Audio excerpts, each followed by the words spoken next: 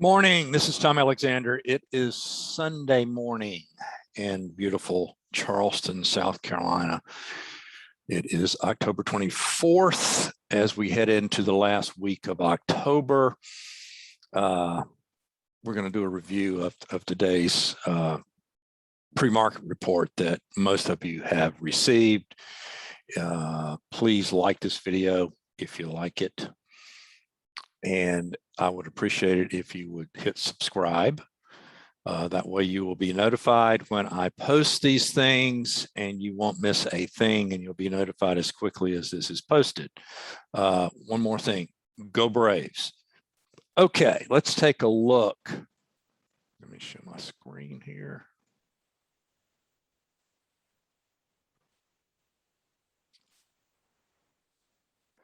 Okay, here are the four primary U.S. trading indices. We have the S&P, SPX, the NDX, the Dow, and the Russell. Now, as I put in the report, you have to give the benefit of the doubt to the upside. We may have, the next 1 or 2% move is a complete coin flip here. We have the S&P and the Dow trading at closing and trading at all-time highs. We have the Russell continue to be mired in the world's longest and most mature balance area. And then we have the NDX that is lagging a bit. So there are divergences among and between the indices, but we're at incredibly important inflection points because we close at new all-time highs. So this is sort of a playground, an institutional playground in this area where you can get an awful lot of funky things going on and repositioning among the big money in the market. The bid is extraordinary, remains extraordinary in this market. I think we gapped up in the S&P 4 of the last 7 trading days. That's rate of change. That is not going to continue, even if we do go higher. But I would give the benefit of the doubt to the upside in this market, as long as all 4 of these indices do not close below the levels indicated by the red horizontal lines here. That's the bottom line. Now, I realize that gives a lot of downside room, in particular to the NDX, but I think that's where we are. And if anything significant is going to occur, you're going to have to see all 4 of these indices below that level. Okay. Now, as far as the present auction is concerned, let's take a look at a couple of things here. And we'll start with the profile view of the S&P. Now, I'll put this in the report, and I'm going to grab a drawing tool here. So this is where we closed right here on Friday.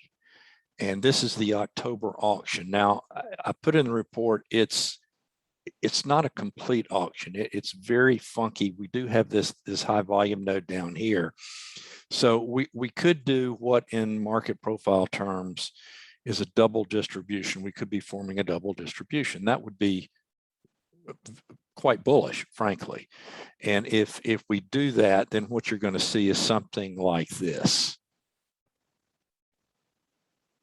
Now, we also, and this wouldn't necessarily be particularly bearish, but we could get a rotational market that carries us into November, and maybe we go a little bit higher, but we get a more deeper rotation into this area like this. So how this shakes out, it's a guess, guys. Anybody that tells you otherwise is a guru, right? And gurus are never wrong, and they can rationalize everything they previously said. Okay, here's the shorter term auction. Now, this is the individual session view. This includes Globex.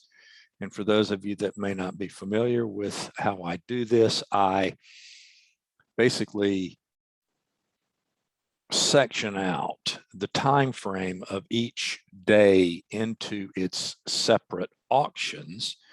And I'll show you, I'm trying to divide this thing out. Let's see if I can do it. There we go. Perfect. So for instance, I didn't do this very perfectly, but I think you can see. Red is Globex trade, and it begins in the session immediately following the day session. The blue is from midnight into 6 a.m. and then the green is 6 a.m. And really the green to me sort of begins the day auction. It is sort of a digestion of what has happened from the cash close the previous day during Globex into the early day session hours.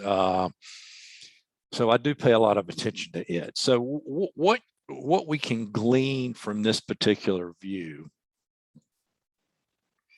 let me get rid of all splits. Now, if you notice the black, which is the day session, we have a consistent migration of value higher.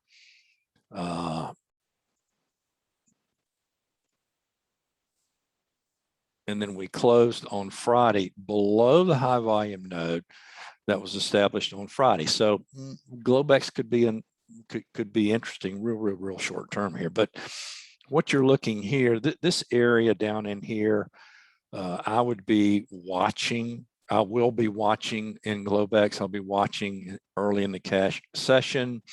And as you know, I lean heavily on breadth.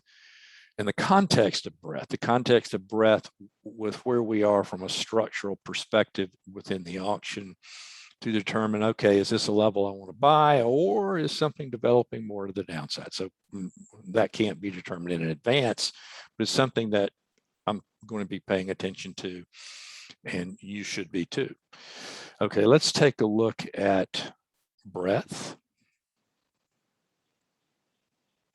Now, breadth is getting really interesting here because you can make a case right now that there is an intermediate term divergence between the higher highs in price and the lower highs in the 10-day moving average of advancing issues. Now, the 10-day moving average of advancing issues is the battleship in the channel. It's slow to turn, but at the moment, there is a divergence.